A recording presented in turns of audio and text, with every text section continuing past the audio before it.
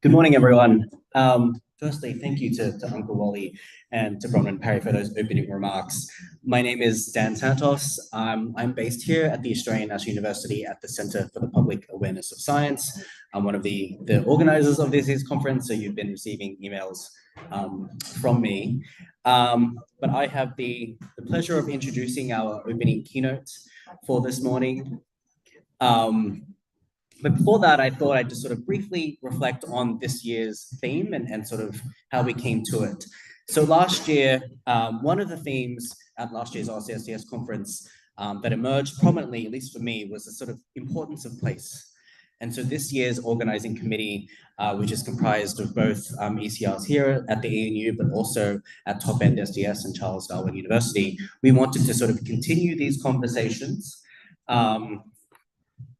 And that's how we settled on the theme of deterritorializing STS.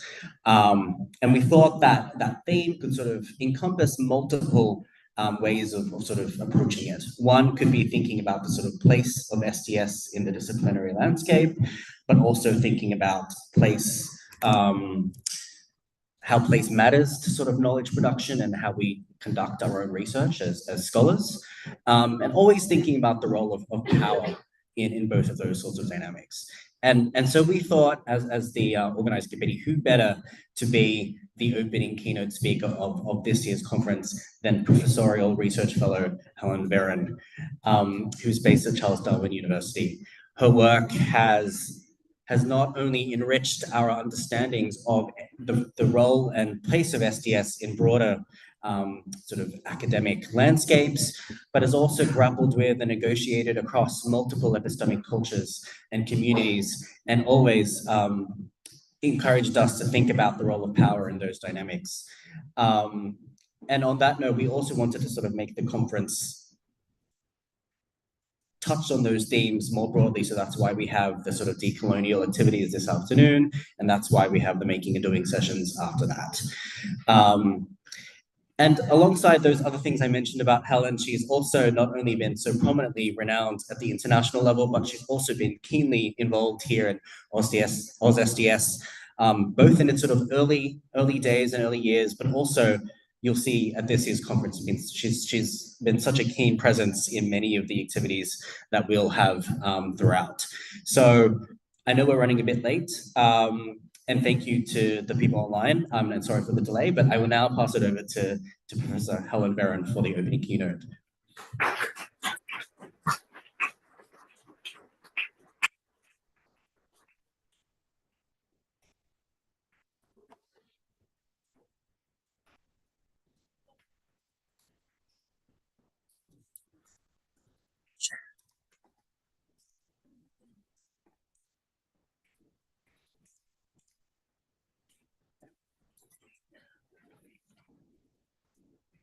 Okay, good morning, everybody, and online. Thank you for coming. I want to begin by thanking our organisers for their work, such skilled and careful work over a number of months. I've been very impressed. And in particular, I want to thank them for getting the protocols right. It was really wonderful to have the evidence.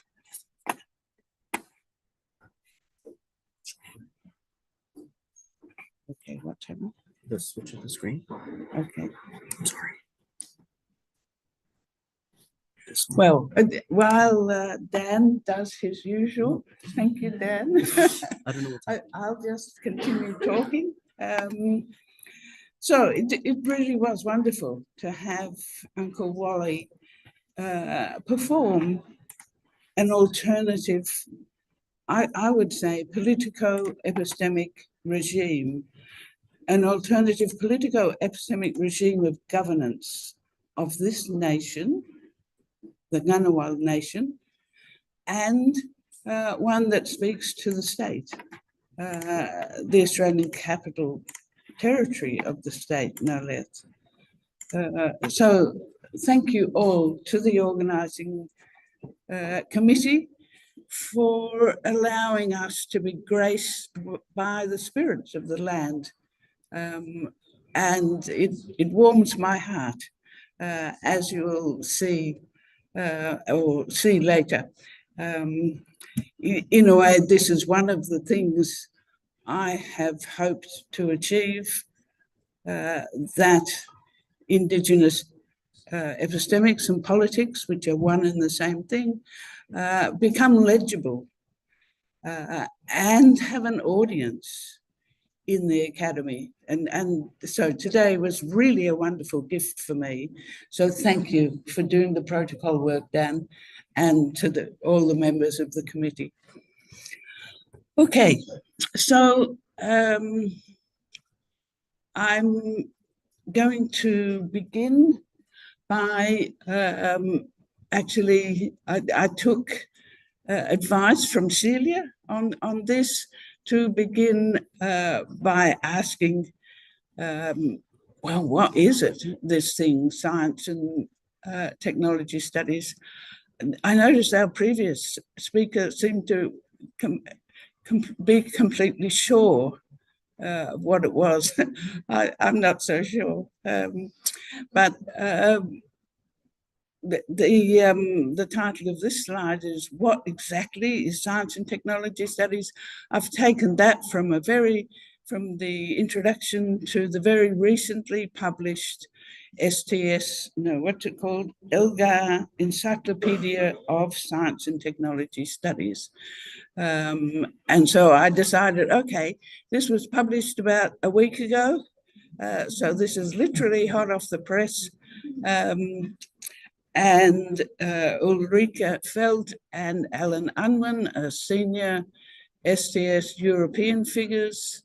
Ulrike's Austrian, and Alan is an Englishman who works in the Copenhagen Business School. And so this is their answer, basically. They asked the question. I wouldn't ask it exactly like that. So it's not a domain with, going to organize myself here. It's not a domain that is well defined, and it can differ. And people can really be very determined about doing those differences in different academic spaces. They defined it as an interdisciplinary field of research and teaching that takes technology and sciences as its principal focus, and so on. So this is their view, a sort of a view that has just been reiterated in 2024. One of the things that I noted, and they said this diffidently, that STS came together as an identifiable field in the 1980s and largely as an Anglophone discipline. Had a notable French input or injection quite early in the piece, but it was primarily Anglophone in several aspects.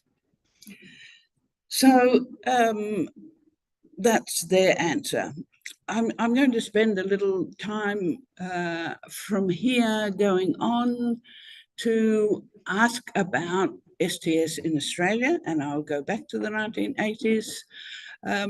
And then I will go on to what I was actually asked to talk about, which I think of as governances, territorialisms, and sovereignties. And I think you've already seen a good demonstration of that as we switched from Uncle Wally and his invocations and performances, and then the next two of us enacting a different form of politico-epistemics. yeah. So, and I'm quite happy to take a couple of questions before I move on to that, if you like, more focused part of the talk. So, and I think Karina and Louisa are prepared for that.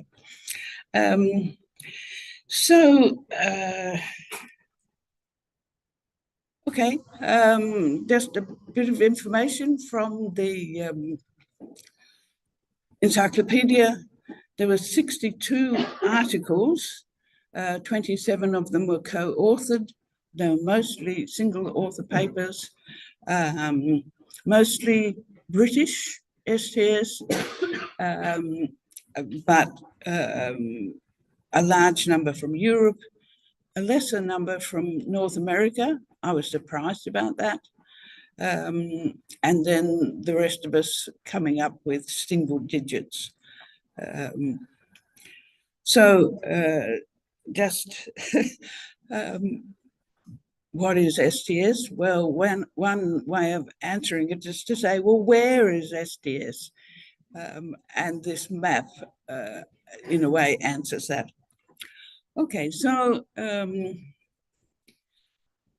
STS, along with the rest of the world, I agree with Ulrika and Alan, sort of came together in the 80s. And here I'm quoting Warwick, who's sitting over there, or paraphrasing, really. I hope you approve. Okay, so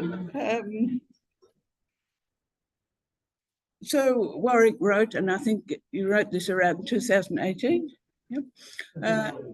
A little earlier, yeah, okay. That he observed it, he's a historian, post-colonial historian, and he saw Deakin STS, and now I want to acknowledge David. Please stand up, David. I'm going to embarrass you.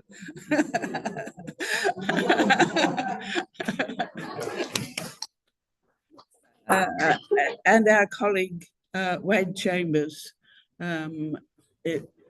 as part of this emergence.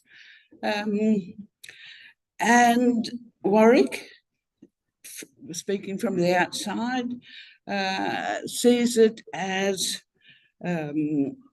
emerging with a history that was emerging in particularly Melbourne at that time, ethnohistory, which is called anthrohistory here.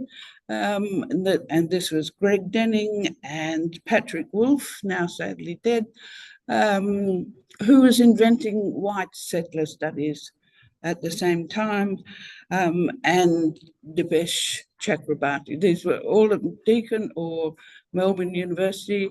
Deakin, Dipesh running a social theory program. I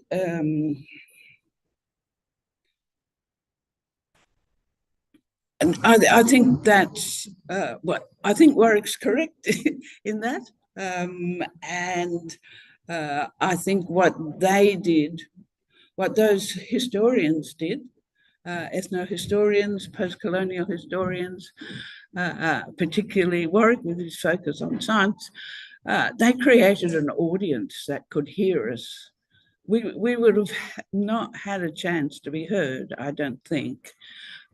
So I acknowledge that influence in the constitution of an audience, the making of a public to whom we were struggling to speak. And it was an ethnographic sensibility that we developed. We weren't doing ethnography on others, we were doing ethnography on ourselves, and the way it was so disconcerting to take another politico-epistemic regime seriously. And so it's a form of epistemic auto-ethnography to the extent that it was ethnographic or anthropological sensibility that we were developing. And I think Warwick's completely correct in that we were not trying to give voice to others. As you heard, Uncle Wally speaks in his own voice, but we were trying to create an audience, and we knew we were, to be able to hear people like Uncle Wally. So this is why coming after him, for him to open this lecture is particularly gratifying for me, and I imagine for Warwick and for David. So, yeah. And we're fortunate that we lived long enough to experience it. Okay, so that's other people's voices about what STS is. This is my slightly more raucous voice, possibly. In my view, STS stays true to a vision that has orders of knowledge, a more generic way of saying science and technology, orders of knowledge and orders of emergent or realizing socio-materiality, my way of not saying society, as deeply co-constitutive and as deeply co-constitutive in the here and now, in the practices in practice of the here and now. And so in a way, I want you to pay particular attention to the practices in practice of this lecture. This is a reflective exercise. Reflect on yourself as audience, equally as important as a speaker. You can't have a speaker like this without an audience. And I'm agreeing that STS as an ethos, I think of it as an ethos. It emerges in Western Europe and North America in the 1980s, and it's an expression of a much wider historico-cultural movement of the 1980s. It was, and in Australia, this coincided with recognition of the damage that 2 centuries of what I would say extreme European settler colonialism and its extractivist ideologies, the damage became evident in the 80s. And the emergence of STS in Australia was part of that, along with everything else, and along with worry about nuclear technology for generating electricity. At the same time, we had the beginnings of recognition of the ongoing systematic injustice and cruelty faced by Australian Indigenous peoples. At this point, Australian universities rather dropped the idea of disciplines and things like anthropology, linguistics, but not philosophy and probably not classics, started disappearing. In the social sciences, you had the maintenance, this sort of losing of disciplinary boundaries didn't happen quite so early in the natural sciences, but it did start then. I think Australian universities did, however, maintain a strong commitment to objectivist empiricism. This is my view. So what does STS offer to Australian early career researchers in the 2020s? I think it offers a means to inquire through experiencing, which is not, well, I'll come to this later, through experiencing. Note that I'm using the verb here. Recognizing, experiencing, so it's first person experiencing, but also recognizing that instituted knowledge is inevitably and necessarily politically situated, but it can be generatively dissensual. Consensuality might occasionally be achieved, and that's good. Dissensuality and commitment to going on together, that's what we need. So I think Australian practitioners of STS are distinguished by always seeing the praxiality in any theory. Praxiality is eminent in theory, so that you often see data in STS generated through methodical attention to practices in practice. And that, of course, is what I'm asking you to attend to as it's happening here, which is an epistemo-political articulation that we're participating in and making. Okay, and I think STS says to young scholars, okay, the immediate futures are going to be are going to be of intense global polycrisis. But the ethos of STS says, it wasn't always like this, doesn't have to be like this, it can be otherwise. And so that's the slogan that I think characterises STS generally, and I suspect that it's particularly strong in Australian with its still slight commitment to larrikinism. Okay, so I'm going to stop there, and we don't have to have questions, but if you do want to ask questions now, this will be fine. So I'm going to move on after, if we take a couple of questions to the topic, which I'm calling governance or governances, territorialisms and sovereignties. But does anybody want to ask anything?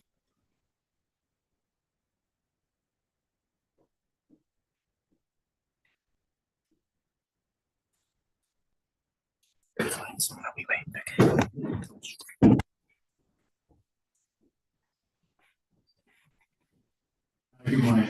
I had a question just about the definition of STS that you gave, and this question around to what extent science and technology itself is clearly defined or has a meaning that's consistent across kind of space and time, and how STS, this is a big question, but like how does STS grapple with the fact and define itself against science and technology when science and technology itself is evolving in how we're understanding knowledge that matters in the world? I don't think STS defines itself by being oppositional to science. No, I'm not saying oppositional. I'm saying the definition was that STS focuses on science and technology and its impact on the world. Yet, what is science and technology in today compared to, like, say, the 1980s? Okay. Well, not. I'll answer it at first, not compared to the 1980s. I'll come to that. But I think science.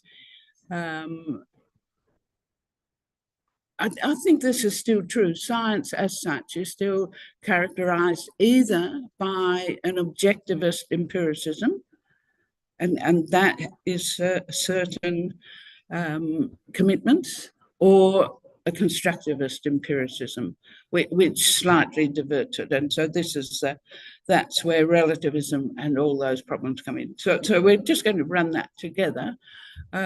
So I think science is committed to, it makes very strong metaphysical commitments, not that it's aware of those metaphysical commitments. Its metaphysical commitments are to the absolute existence of space, time, and matter, this image of matter set in space-time. It's a metaphysical commitment. Goes back to Kant's clever compromise in insinuating that space and time are actually in our brains. But I think where STS comes in is to realise, yeah, they are metaphysical commitments and they do a great deal of work, as you've pointed out. But other metaphysical commitments are extant in the world, and it's so what I think STS does is bring an awareness that our politico-epistemic regimes are dependent on metaphysical commitments, and this is what we need to look at.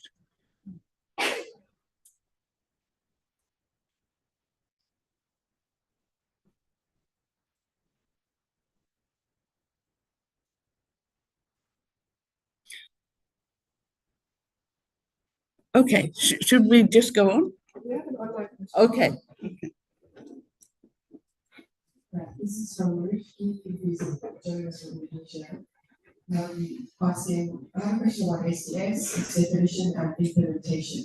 How do you then personally differentiate from STS and SSK, sociology, scientific knowledge, and HUS, history, philosophy, and social science?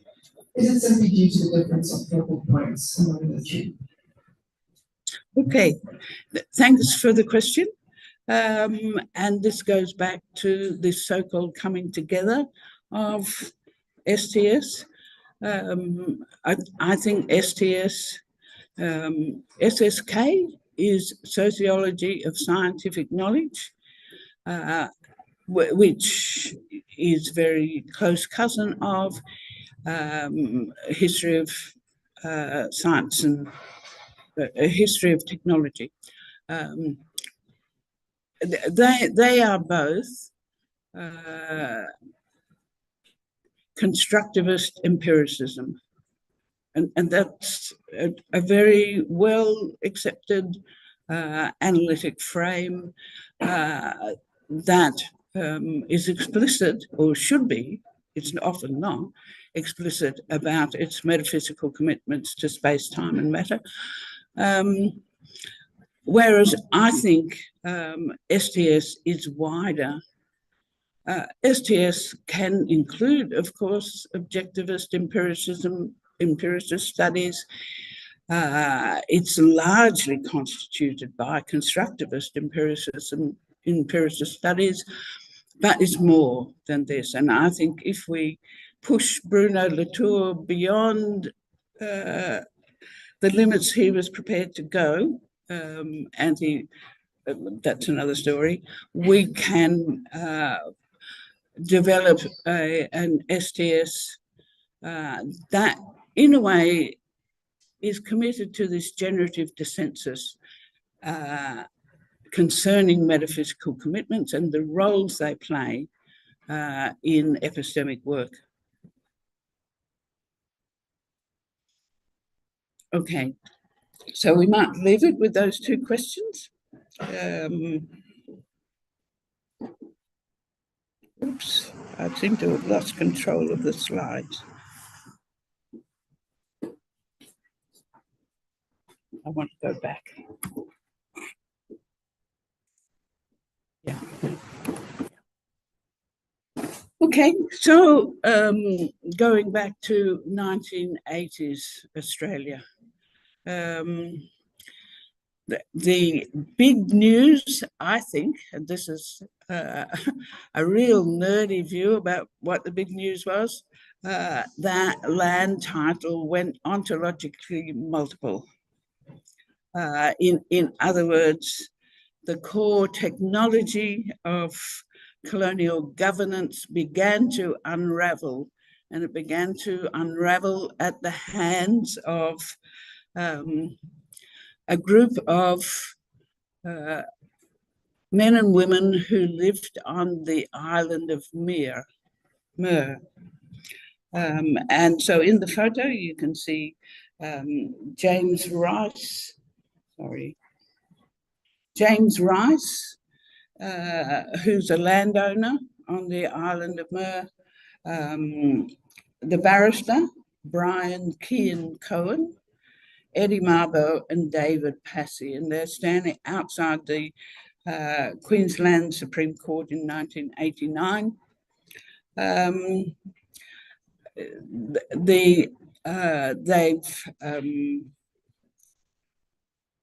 So in 1982, this has been quite a long journey for them.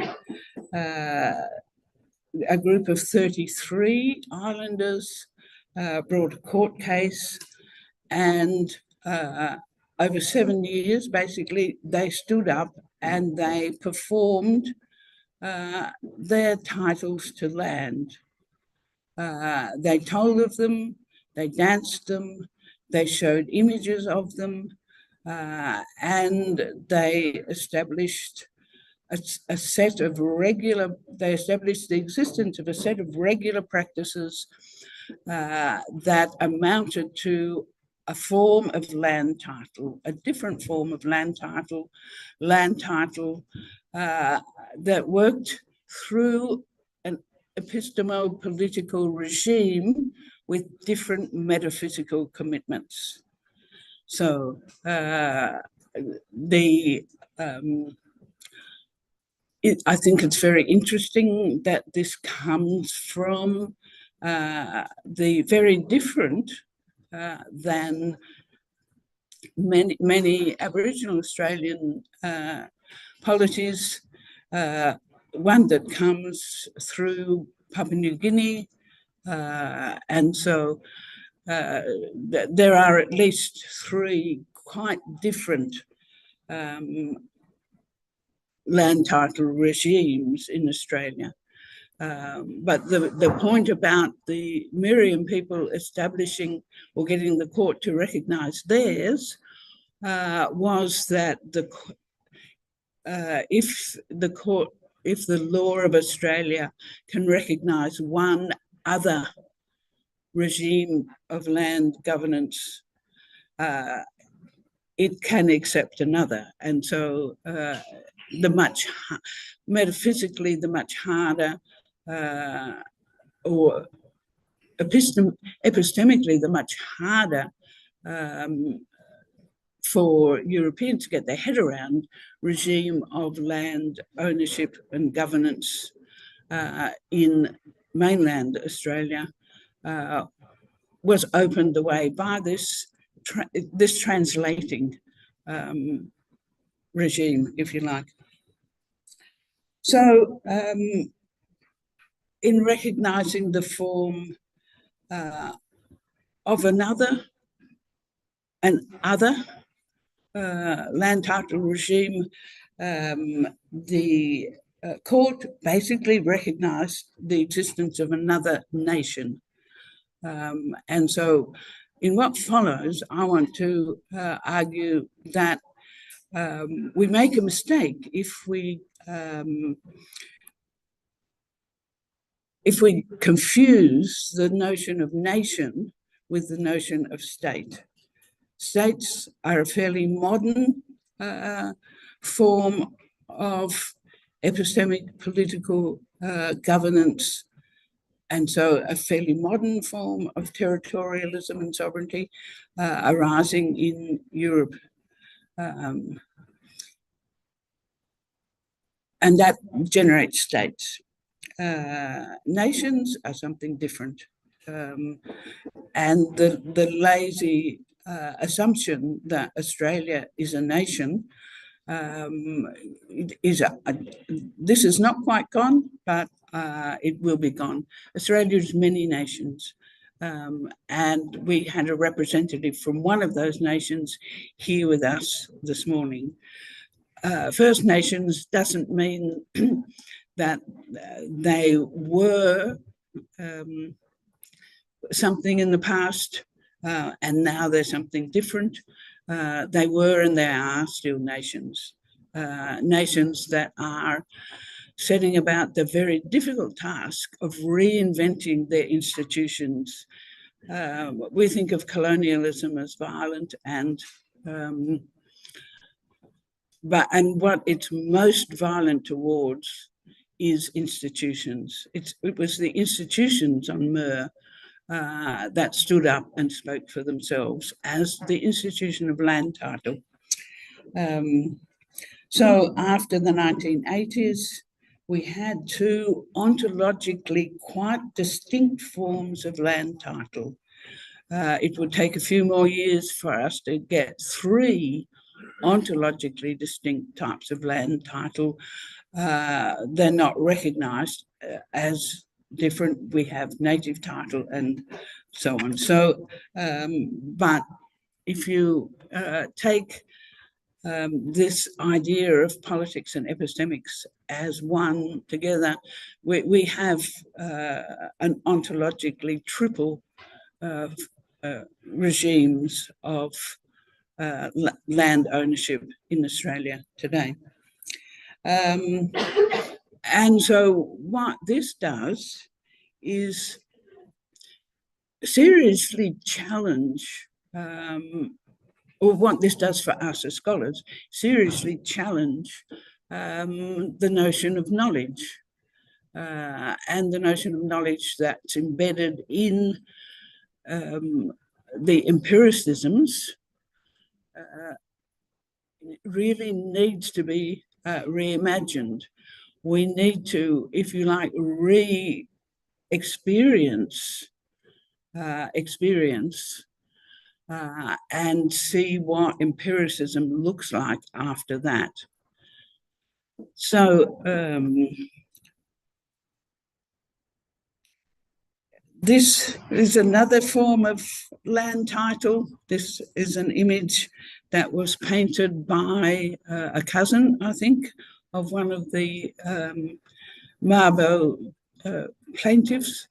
And what this painting is doing is asserting, if you like, a different regime of land title. It's a regime of land title that explicitly recognises performance, specifically recognises practice. A land title is a practice, a set of regularised, standardised practices which play out in the day-to-day as practices in practice. And Uncle Wally was going to great pains to point out the practices in practice that he and his people do in the everyday to ensure their land title, to keep their form of land title alive. So I think practice was one of the things that really characterised the coming together of STS, a commitment to recognising practice. And I think we need to recognise that methodologically that's quite complex. Not only do we have practice, which is an abstract to the extent that all land titles are abstract entities, they are a practice. But we also have practices, and we have to ensure that they stay regular, the right people do them with the right qualifications. But we also have, and this is where we come in as with our methodical attention to practices, what we as STS inquirers do is experience or participate to the extent that we are experiencing practices in practice. So I think that this ease of referring to practice, which STS has, we really do need to get some precision in there and know, are we talking about a practice as an abstract? Are we talking about practices as they're meant to be? In other words, norms? Are we talking about practices as they are enacted in practice. So three targets, if you like, for this notion of practice. And this painting, I think, points to the complexity, or asks us to accept the complexity of this notion of practice, as indeed do the beautiful images that are on the walls in the foyer. Do take time to really study the images on the wall in the large and beautiful foyer. Okay, how much time do I have, Dan? We're running a bit late, but maybe you can go for another 5 minutes, 5-10 minutes. Okay, I can cut it short now if we want to ask questions. That's okay. Yeah. Okay, so let me just let me go back to that. Let me just say this. These are well, I think the takeaway message that I've got is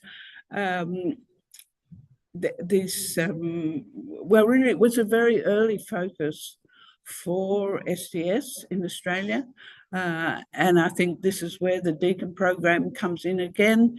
In David's book, Maps Are Territories, we get this happening, 1989, online, and in my book, both published, my book, Singing the Land, Signing the Land, 1989, again, both books free online at the moment. These were teaching resources in Deakin, and they, in a way, reveal that this focus on land title was a very early focus for STS in Australia, or the duality of land titles. As I said earlier, it's meant that we have a nation, or we have many nations, and we have a state. They're different things, and they need to learn to work together and to commit, particularly the state, needs to learn to commit to re-strengthening the nations that are multiple. So this is, in a way, I've tried to represent this. These are both sort of 20th century maps of Australia. On the one hand, we have Norman Tyndale's map of Indigenous languages. It was a massive work that took him 50 years, basically. He started in the 1920s. This map was published in 1974.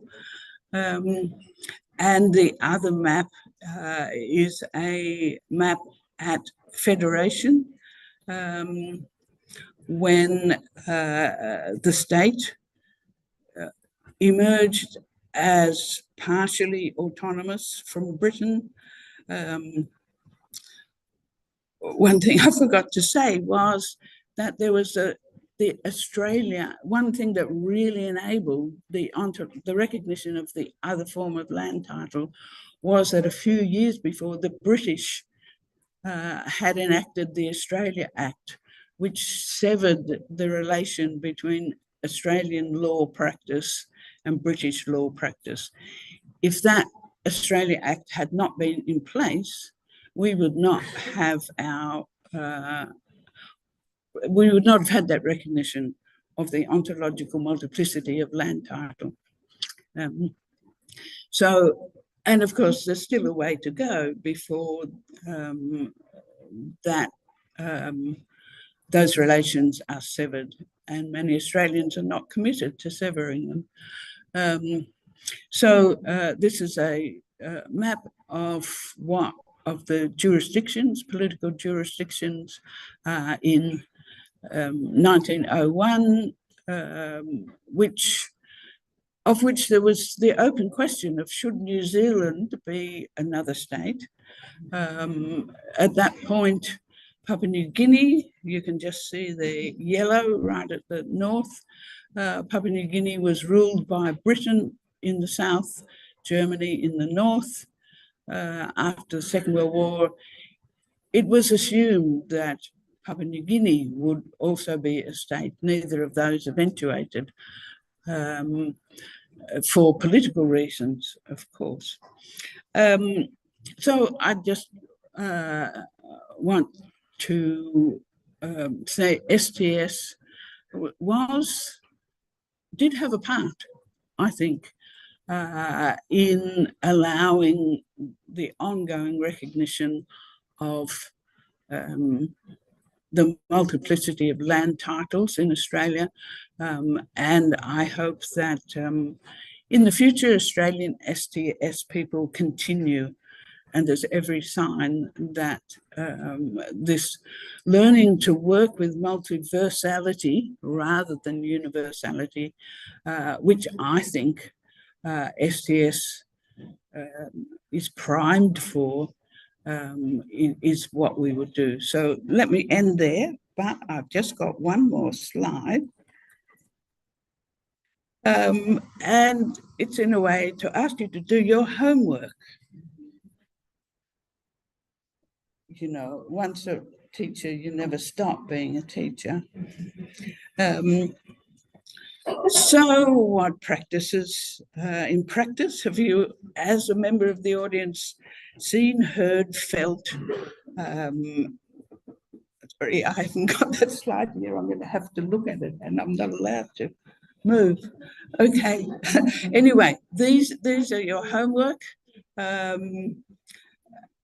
to actually begin this work of unpacking this very comfortable STS word of practice. So thank you for listening.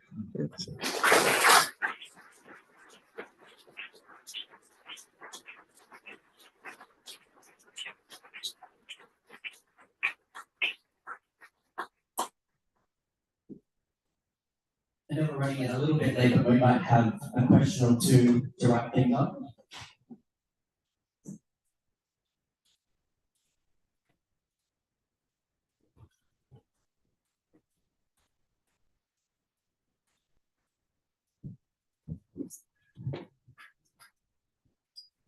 Hi, first, thank you for your wonderful speaking, and I'm a South Korean scholar now working at UQ, and I want to talk about and ask about the land that you showed us at the audience about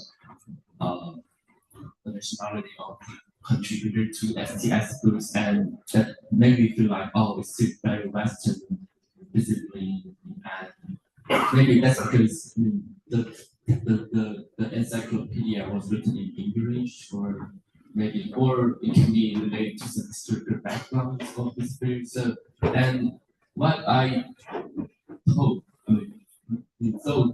as I started working in Australia, is lots of social science departments in these countries are having very deep contributions to the lands and how their society make use of the lands.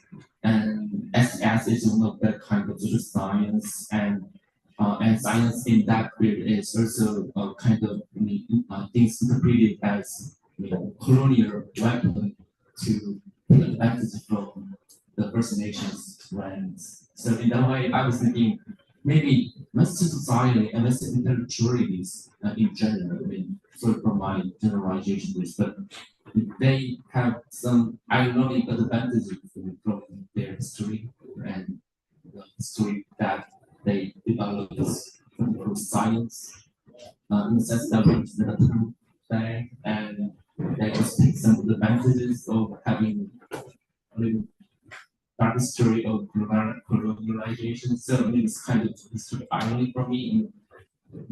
Western scholars may have historical backgrounds from which they can develop their STS ontologies in some sense.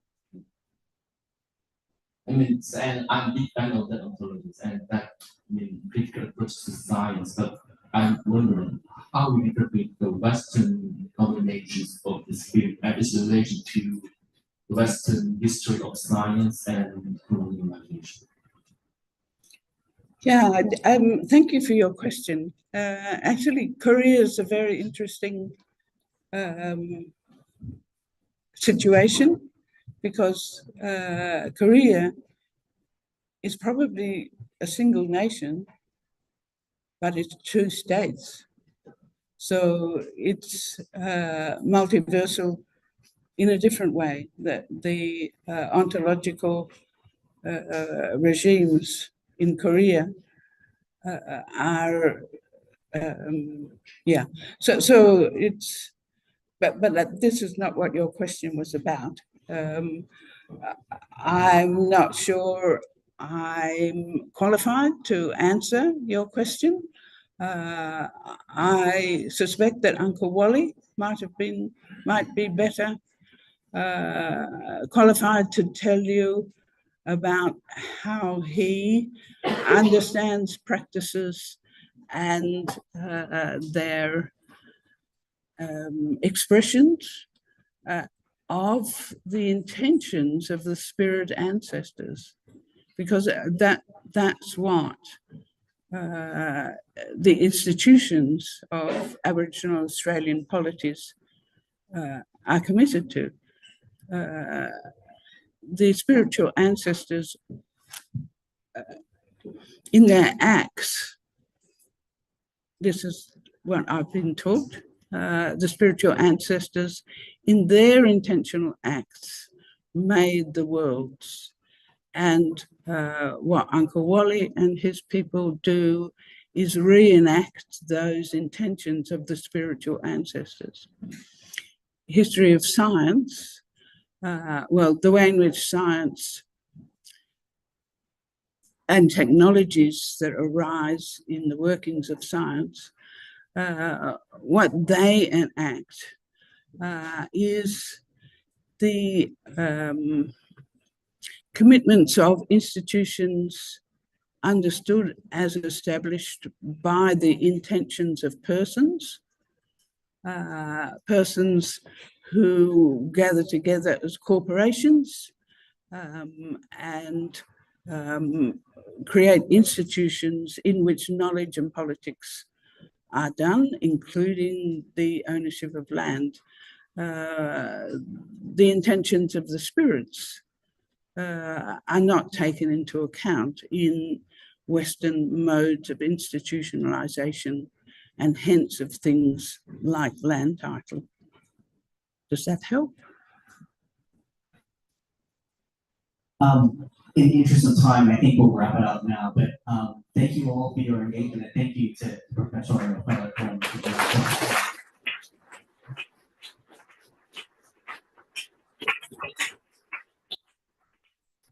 Before we all disperse off the morning tea, which is already there, just a few quick sort of announcements. One, if you haven't noticed, the signs outside each of the rooms, the sort of Wi-Fi details there, if there's your own isn't working, often it is. If you are signed up for the first dining session, please pick Jessie now. Outside of the photo, she will sort of gather you all and then sort of lead you to that activity at the Mandan Studio. On that note, the Mandan Studio who we are collaborating with is